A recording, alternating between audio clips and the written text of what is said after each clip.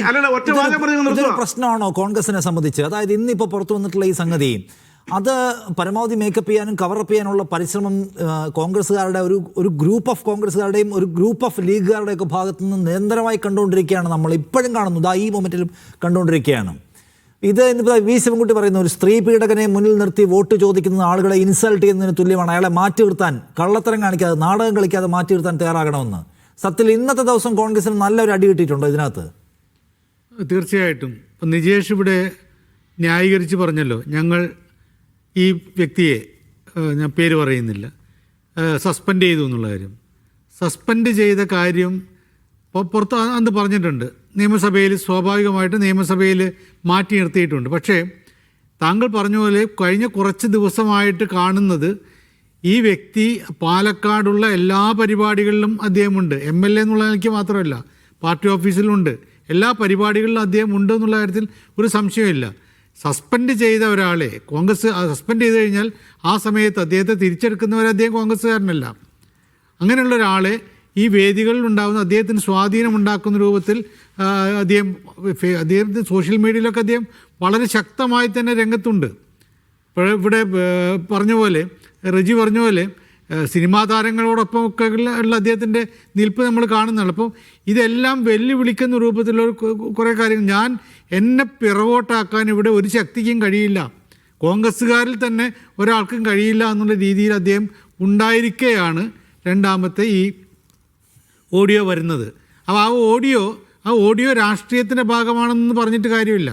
അത് ജനങ്ങൾക്കിടയിൽ സ്വാധീനം ചെലുത്തും. കാരണം ഇങ്ങനെയുള്ള വ്യക്തികൾ ഒരാളെ മാറ്റി നിർത്തിയാൽ, അതും വളരെ കൺവിൻസിങ് ആയിട്ടുള്ള തെളിവുകളൊക്കെ വരട്ടെ എന്നൊക്കെ പറയുമ്പോൾ പോലും അദ്ദേഹം തന്നെ രാജിവെച്ചും അദ്ദേഹത്തെ സസ്പെൻഡ് ചെയ്തുള്ള കാര്യങ്ങളൊക്കെ എങ്ങനെയാണ് വരുന്നത്? അതിന് കാരണം ഇത് ഏതാണ്ട് കൺവിൻസിങ് ആണ് കോൺഗ്രസ്സുകാർക്ക്. പല ആളുകളെക്കുറിച്ച് കോൺഗ്രസ്സുകാർക്ക് തന്നെ വളരെ ശക്തമായ പ്രതിഷേധമുള്ള പല കാര്യങ്ങളും നമുക്കറിയാമല്ലോ. എല്ലാ പുറമേയുള്ള ആളുകളിൽ കോൺഗ്രസ്സുകാരായിട്ടുള്ള യുവതികളെ തന്നെ ഇദ്ദേഹം എത്രമാത്രം പീഡിപ്പിച്ചു എന്നുള്ള കഥകളൊക്കെ വന്നിട്ടുണ്ടല്ലോ. അപ്പോൾ സ്വാഭാവികമായിട്ടും അങ്ങനെയുള്ള ഒരാൾക്ക് വീണ്ടും പരവതാനി വിരിക്കുന്ന രീതിയിലേക്ക് പോയത്, താങ്കൾ പറഞ്ഞല്ലോ, ഇത് മാറ്റി നിർത്തിയിരുന്നെങ്കിൽ ഇതിന് ഈ പ്രശ്നം ഉണ്ടാകുമായിരുന്നില്ല. സജീവൻ, ഇതിനകത്ത് ഈ രാഹുൽ മാങ്കൂട്ടം അദ്ദേഹം നിൽക്കുന്ന പ്ലാറ്റ്ഫോമിനോട് പാർട്ടിയോട് മാത്രം പ്രതിപത്തി കാണിക്കും. ഇന്നിപ്പോൾ അദ്ദേഹത്തോട് ചോദിക്കുന്നു, നിങ്ങളുടെ ഓഡിയോ ആണോ? അതപ്പോൾ അദ്ദേഹം മറുപടി പറയാൻ തയ്യാറാവുന്നില്ല. നിങ്ങൾ എപ്പോൾ ഒരു വ്യക്തത വരുത്തും? അപ്പോൾ അദ്ദേഹം പറയുന്നത്, എനിക്ക് സൗകര്യമില്ല ഇപ്പോൾ വ്യക്തത വരുത്താൻ, എനിക്ക് സൗകര്യമുള്ളപ്പോൾ ഞാൻ വ്യക്തത വരുത്തുമെന്നാണ് അദ്ദേഹത്തിൻ്റെ മറുപടി. അപ്പോൾ അദ്ദേഹം വ്യക്തത വരുത്താൻ എത്ര സമയം എടുക്കുന്നോ അത്രയും കാലം ഈ പാർട്ടി തെരുവിൽ നിന്ന് മഴ നനയും, നാണം കെടും. ഇതിൻ്റെ പാനലിസ്റ്റുകളായി വരുന്നവർ, പ്രതിനിധികൾ, ഈ ചോദ്യങ്ങൾക്ക് മുമ്പിൽ അവർക്ക് പ്രയാസപ്പെടേണ്ടി വരും. അപ്പോൾ രാഹുൽ മാങ്കൂട്ടം ഒരു പ്രിവിലേജ് എടുക്കുകയാണ്. എനിക്ക് സൗകര്യമുള്ളപ്പോഴേ ഞാൻ വ്യക്തത വരുത്തുന്നുള്ളൂ, എനിക്ക് സൗകര്യമുള്ളപ്പോഴേ ഞാൻ കേസ് കൊടുക്കുന്നുള്ളൂ, എനിക്ക് സൗകര്യമുള്ളപ്പോഴേ ഞാൻ മറുപടി പറയുന്നുള്ളൂ. പക്ഷേ അപ്പോൾ ബുദ്ധിമുട്ടുന്ന ആരാണ്? ഒരു എൻറ്റയർ പാർട്ടി സംവിധാനം മുഴുവൻ ബുദ്ധിമുട്ടുകയാണ്. അങ്ങനെയൊക്കെ വാശി പിടിക്കുന്ന ഒരാളെ ഇവരെന്തിന് താങ്ങുകയാണ്?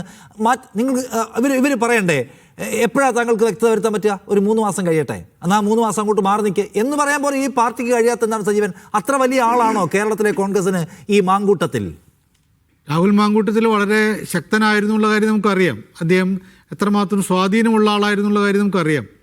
ഇങ്ങനെ സംഭവം ഉണ്ടായിട്ട് സത്യത്തിൽ ഇപ്പോൾ നിജേഷ് ഇവിടെ തുടങ്ങുന്ന ഇത് തന്നെ ഞങ്ങൾക്ക് ഏറ്റവും കൂടുതൽ ക്രൂഷ്യലായിട്ടുള്ള, ഞങ്ങൾക്ക് ഏറ്റവും കൂടുതൽ സുപ്രധാനമായിട്ടുള്ള തെരഞ്ഞെടുപ്പാണ് ഇത് എന്നാണല്ലോ. ശരിയാണ്. ഈ തെരഞ്ഞെടുപ്പിലെ ഒരു വിജയം, ഈ തെരഞ്ഞെടുപ്പിലുണ്ടാകുന്ന മേൽക്കൈ, ആ മേൽക്കൈ വെച്ചുകൊണ്ട് വേണം നിയമസഭാ തെരഞ്ഞെടുപ്പിലേക്കുള്ള പോക്ക്. അവിടെ ഒരു സ്വാധീനം കിട്ടണമെങ്കിൽ, ആത്മവിശ്വാസത്തോടുകൂടി ജനങ്ങളുടെ ഇടയിലേക്ക് ഇറങ്ങണമെങ്കിൽ UDFന് ഈ തെരഞ്ഞെടുപ്പിൽ മേൽക്കൈ കിട്ടിയേ തീരൂ. കഴിഞ്ഞ തവണ ഉണ്ടായത് 2020 ഉണ്ടായതുപോലെ ഒരവസ്ഥയുണ്ടായിട്ട് കാര്യമില്ല. 2020 നമുക്ക് എല്ലാവർക്കും അറിയാവുന്ന പോലെ LDFനാണ് മേൽക്കൈ. അതിനപ്പുറത്തേക്കുള്ളൊരു മുന്നേറ്റം ഉണ്ടാക്കാൻ കഴിയണം. അതിനിടയിലുണ്ടായിട്ടുള്ള ഈ ഉപതെരഞ്ഞെടുപ്പുകളിലെ വിജയമൊന്നും പറഞ്ഞിട്ട് കാര്യമില്ല. ഇവിടെ ഈ സ്വാധീനം ഉണ്ടാക്കാനുള്ള പരമാവധി ശ്രമം നടത്തുമെന്ന് കോൺഗ്രസ് നേതാക്കന്മാർ തന്നെ നേരത്തെ പറഞ്ഞാണ്. അതിനുള്ള സാധ്യതകളുണ്ടായിരുന്നു. ഇപ്പം ഈ ഭരണവിരുദ്ധ വികാരമായിട്ടുള്ള പല കാര്യങ്ങളുണ്ട്. നമുക്കറിയാവുന്ന പോലെ ഈ ശബരിമല പ്രശ്നം ഉൾപ്പെടെയുള്ളത്. ഇത്തരം കാര്യങ്ങൾ പരമാവധി ഉപയോഗിച്ചുകൊണ്ട് മേൽക്കൈ നേടാൻ ഒരവസരം കിട്ടിയിട്ടും അവിടെയാണ് ഇത്തരം പ്രശ്നങ്ങളൊക്കെ ഉണ്ടാകുന്നത്. ഒരാളെ ഇപ്പം നിജേഷ് പോലും ഇവിടെ പറയുമ്പോൾ നിജേഷിന് കൃത്യമായിട്ട് അറിയാമല്ലോ, പറഞ്ഞ് സ്ഥാപിക്കാൻ പറ്റാത്തൊരവസ്ഥ ഉണ്ടാകുന്നുണ്ട്. അതിന് കാരണം ഈ ഒരു വ്യക്തി ഇത്രയും നമ്മളതൊക്കെ കണ്ടുകൊണ്ടിരിക്കുകയാണ് കുറേ ദിവസമായിട്ട്.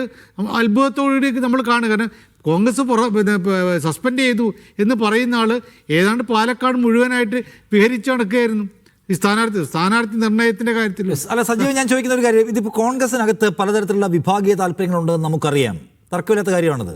അപ്പോൾ ഇദ്ദേഹത്തെ പുറത്താക്കുന്നതിന് പിന്നാലെയാണ് സത്യത്തിൽ അതുവരെ കോൺഗ്രസിൽ ഉണ്ടായിരുന്ന ഒരു യൂണിറ്റിക്ക് ഭംഗം വരുന്നത്. ഇവർ ഒരുമിച്ച് ക്യാപ്റ്റൻ സതീശൻ, പിന്നാലെ യുവ നേതാക്കളുടെ ഒരു നിര, വിഷ്ണുനാഥിൻ്റെ, ഷാഫിയുടെ ഒക്കെ നേതൃത്വം നിര, അങ്ങനെ ഒരു ബൈ ഇലക്ഷനിലൊക്കെ ജയിച്ച് ഇവർ ഭയങ്കര സംഭവമായിട്ട് വരുമ്പോഴാണല്ലോ ഈ സംഭവം ഉണ്ടാകുന്നത്. ഇതിൻ്റെ ധാർമ്മിക തലം വിടാം. ഇദ്ദേഹത്തെ പുറത്താക്കണമെന്ന് സതീശൻ വാശി പിടിക്കുന്നു, ഷാഫിക്ക് അത് ഇഷ്ടപ്പെടുന്നില്ല, അകത്താകപ്പാടെ ഒരു സംഘർഷം രൂപപ്പെടുക. അതോടെയാണല്ലോ ഇത് ശിഥിലമാവുകയും ഇവിടെ യൂണിറ്റി ഇല്ലാതാവുകയും പലതരത്തിൽ ഇവർ പെരുമാറുകയും ചെയ്യുന്നത് നമ്മൾ കാണുന്നത്. അപ്പോൾ ഇതിനെ ഒരു സാധ്യതയാക്കാൻ സതീശൻ വിരുദ്ധതയുടെ സാധ്യത, ഷാഫി വിരുദ്ധതയുടെ സാധ്യത, ഇങ്ങനെ എല്ലാവരും കാണുകയാണ്. അതിനപ്പുറം ഇദ്ദേഹത്തെ കൊണ്ടുകിടന്നാലുണ്ടാകുന്ന ആത്യന്തികമായ പാർട്ടിക്കുണ്ടാകുന്ന കുഴപ്പം ആരുടെയും വിഷയമല്ല, എല്ലാവരുടെയും താല്പര്യം ഗ്രൂപ്പ് താല്പര്യവും വ്യക്തി താല്പര്യവുമാണ്. അതിൻ്റെ പരിണിത ഫലമാണോ കോൺഗ്രസ് കാണുന്നത്? തീർച്ചയായിട്ടും. കാരണം കോൺഗ്രസിനകത്ത് നമുക്കറിയാവുന്നല്ലേ, നേരത്തെ സതീശനോടൊപ്പമായിരുന്നു ഷാഫിയും രാഹുലൊക്കെ ഉണ്ടായിരുന്നത്. അവരുടെ ഒരു ടീമാണ് ഇവിടുത്തെ കാര്യങ്ങളെല്ലാം തീരുമാനിക്കുന്നത് എന്ന് എ ഗ്രൂപ്പും ഐ ഗ്രൂപ്പ് എന്ന് പറയുന്നത് ഇവരൊക്കെ ഒഴിവായിട്ടുള്ള ഐ ഗ്രൂപ്പ്, ഈ ഐ ഗ്രൂപ്പ് പറയുന്നത് രമേശ് ചെന്നിത്തലയോടൊപ്പമുള്ള ആളുകൾ, അവരൊക്കെ ആവർത്തിച്ച് പറഞ്ഞ കാര്യമാണല്ലോ. എ ഗ്രൂപ്പിന് ശക്തമായിട്ടുള്ള പ്രതിഷേധം ഉണ്ടായിരുന്നു. എ ഗ്രൂപ്പിലെ തന്നെ യുവ നേതാക്കന്മാർ പലരും പരസ്യമായി പറഞ്ഞ കാര്യങ്ങളാണ്. അപ്പോൾ ഇതിന് ശേഷമാണ് ഈ പ്രശ്നം ഉണ്ടാവുന്നത്. അപ്പോൾ സതീശൻ വളരെ കൃത്യമായിട്ട് കൈവിട്ടു. പക്ഷേ ഷാഫി ഇദ്ദേഹത്തെ ഒപ്പം നിർത്തുകയാണ്. ഷാഫിയുടെ ഒരു പിൻബലത്തിലാണ് ഇപ്പോഴും രാഹുൽ ഉള്ളത്. ഇത് താങ്കൾ പറഞ്ഞ പോലെ ഓരോ നേതാക്കന്മാർക്കും ചിലരെ വെട്ടാനുള്ള ഒരവസരമാണ്.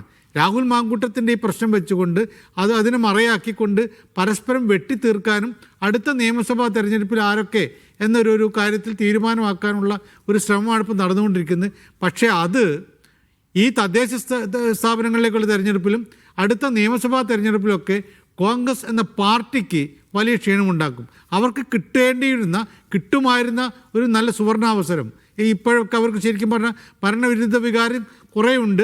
അത് പരമാവധി ഉപയോഗിക്കാൻ കഴിയുമായിരുന്നു ഒറ്റക്കെട്ടായി നിന്നിരുന്നെങ്കിൽ. ഇവിടെ അതല്ല, ഇത്തരത്തിൽ തിരിച്ചടികൾ വാങ്ങുന്ന രൂപത്തിൽ വളരെ കൃത്യമായിട്ട് ഇപ്പോഴത്തെ ഇന്നത്തെ സുപ്രധാനമായ പ്രശ്നം എന്തായിട്ട് മാറി ഇതായല്ലോ. തെരഞ്ഞെടുപ്പ് രംഗത്ത് ഈ പ്രശ്നം LDF ശക്തമായിട്ട് ഉന്നയിക്കുന്നുള്ള കാര്യത്തിൽ സംശയമില്ല. അപ്പോൾ അത് സ്വയം വടി കൊടുത്ത് അടി വാങ്ങുന്ന രീതിയിലേക്ക്, കോൺഗ്രസിന് അടി വാങ്ങുന്ന രൂപത്തിലേക്ക് നേതാക്കന്മാർ കളിക്കുന്നു എന്നുള്ളതാണ് ഏറ്റവും ദയനീയമായിട്ടുള്ള കാര്യം.